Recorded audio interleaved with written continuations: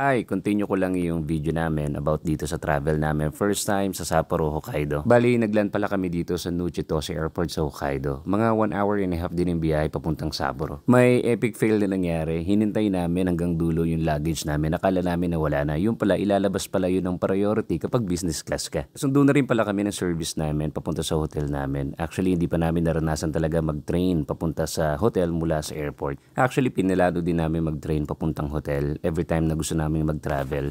Pero sa dami din ng luggages na dinadala namin, medyo imposible din talaga for us. Hindi naman sa tamad kami magbitbit, pero it's just happen na every time nag-travel kami, kahit away kami sa family namin at business, lagi kami nasa cellphone para ma-manage namin lahat sila. Sapporo nga pala ang pinakamalaking city at ito din yung center ng Hokkaido. Totoo lang, kapag nakapag-travel ka na ng ilang beses sa Japan, masarap dito sa Hokkaido. Siyempre, pag sa Japan, first travel mo, kadalasan Tokyo yan. Talagang di ka naman magsisisi. Siyempre, napakaganda talaga ng Tokyo. Pero kung hanap mo ay winter at lalo na maglaro sa snow, Hokkaido, itong Sapporo talaga ang pinaka-the best destination. Pero as you can see, walang snow ngayon. Siyempre, spring na kasi. Actually, main reason talaga kung bakit kami nandito para matry namin at maikot namin itong Sapporo para sa darating na winter. Naka-mindset kasi kami na dadali namin lahat ng anak namin dito sa Sapporo sa darating na December. Kaya kung wondering kayo kung maganda itong Sapporo, where first impression namin, maganda talaga. Ikaw ba naman makakita ng Ferris wheel sa taas ng building, mamamangha ka talaga. Nabuko pala lahat ng itinerary namin sa booking.com at sa Klook. At ito na nga yung kwarto namin at napakaganda. Nakakatuwa lang na nasunod yung mga request ko na nilagay ko lang dun sa booking.com. Partikular itong kwarto, gusto ko sana ay corner area at may window para makita ko yung buong city. At obviously, hindi naman kami nabigo. Ito nga, sobrang corner at kitang-kita namin yung buong city ng Sapporo. Dito, kitang-kita namin ang street ng city, Sapporo TV Tower, pati yung Ferris wheel na nadaanan natin kanina. Actually, one window lang enough na sa amin para makita lahat. Pero napakaswerte namin dahil corner nga yung room namin. Ayan, dalawa yung window namin dito. At from this window kitang-kita namin yung photo spot dito sa Sapporo. This is the Nikka Whiskey Billboard. Very iconic yan. Kapag nandito ka sa Sapporo, hindi pwedeng wala kang picture na hindi yan ang background. Sa ganda ng room namin, kaya ito, napahaba din yung tulog namin. Kaya ito, gabi na nung lumabas kami ng hotel namin at napag-isipan namin mag-ikot-ikot dito sa Sapporo. Kaya yung una namin ginawa is maglakad kami papunta dyan sa Billboard. Yan habang nag-research kami kung saan kami pwede kumain dito. Alam ko naman na maraming Filipino na fan talaga ng Japanese food gaya naming dalawa. Pero alam ba ninyo, based din sa research namin at napatunayan namin ito, genuinely mas masarap ang pagkain ng Sapporo, Hokkaido kaysa sa ibang part ng Japan. Well, paano namin nasabi? Based din sa mga locals dito. Kaya sobrang excited kami maghanap ng kakainan dito. Pwede naman kami kumain sa hotel pero naisipan namin siguro mas masarap kumain sa street dito. Nga pala ang alam namin talaga spring na dito at hindi na ganong kalimigan. Pero nanginginig kami sa ginaw kasi paglabas namin nakita namin under 16 degrees pala dito kapag gabi. Well, ugali din naman namin na mag-check ng weather bago kami mag-travel. Pero dahil nga umulan siya kanina kaya mas malamig ngayon. Yung ibang locals nga dito naka-winter dress pa. Pero kami 2 layers lang, t-shirt saka jacket, pwede nang ilaban tapos magkunwaring hindi kami nilalamig. This is the Tanokikoji Shopping Street. Sana na-mention ko na maayos. Ito kasi yung known na shopping street dito sa Sapporo. Buti na lang walking distance lang ito sa hotel namin kaya una naming pinuntahan to para dito kami maghanap ng kakainan. Masyadong mahaba itong shopping street na ito, no? I guess lahat ng city sa Japan merong mga ganitong shopping street. Gaya sa Osaka, yun ang pinakasikat, yung Dotonbori. Gaya ng ibang part ng Japan, maraming pasikot-sikot talaga. Mabuti na lang, parang Osaka City area din ito, lahat ng buildings yata pare-parehas ang height. Kaya sabi namin kapag nalobat kami at naligaw kami, ito lang yung palatandaan namin yung Ferris wheel na yan. Napakaraming nangyari sa amin dito sa first night namin sa Sapporo, lalo na kung gaano kasarap yung pagkain na kinain namin dito in our first night. Pero sa susunod na video na yan, yun lang.